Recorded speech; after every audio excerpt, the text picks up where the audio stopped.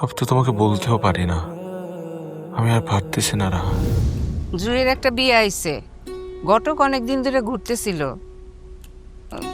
পাত্রের বয়স একটু বেশি, একটা বাচ্চাও আছে, কিন্তু পাত্রটা খুব ভালো। আম্মা, আমি ওই বুড়া পেটারে বিয়ে করবো না।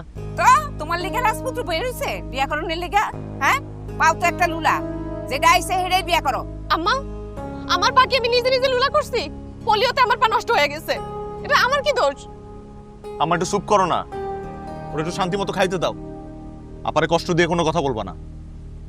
আমার হইছে পোলা কপাল, তোর বাপটা অসুস্থ হয়ে বিছনায় পড়লো, আর আমার সাজানো সংসারটা তছনছ হয়ে গেল।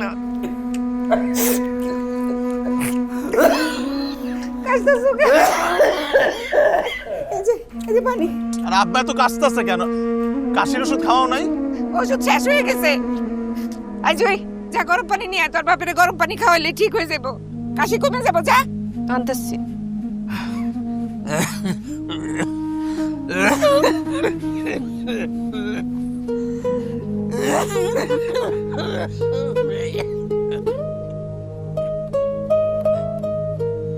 অলরেডি তোমার অনেক বাকি বাট্টা পড়ে গেছে।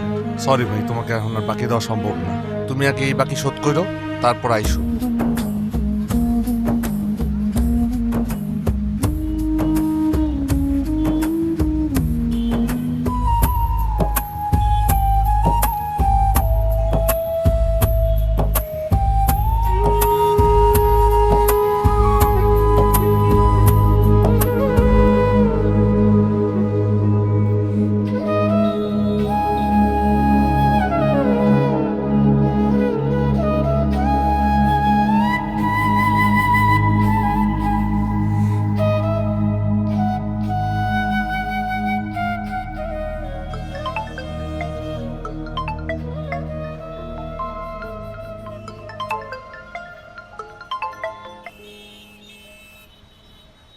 হ্যালো।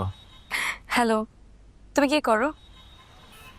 কিছু না, একটু বাইরে আসছি আব্বার ওষুধ কেনার জন্য। আমি বাসায় গিয়ে তোমার ফোন দিই। আচ্ছা। আমাকে তুমি মাফ করে দাও রাহা। কত মিথ্যা বলি তোমাকে, কি করব? সংসারের এত চাপ, তুমি আমাকে অনেক হেল্প করো, কিন্তু তা তো যথেষ্ট না। বাবার অসুখ, ওষুধ কিনতে পারতেছি না, ভাই বোনগুলোর পড়াশোনা বন্ধ, সামান্য কিছু খেয়ে বেঁচে থাকি। সব তো তোমাকে বলতেও পারি না। আমি আর পারতেছি না রাহা, আর পারতেছি না।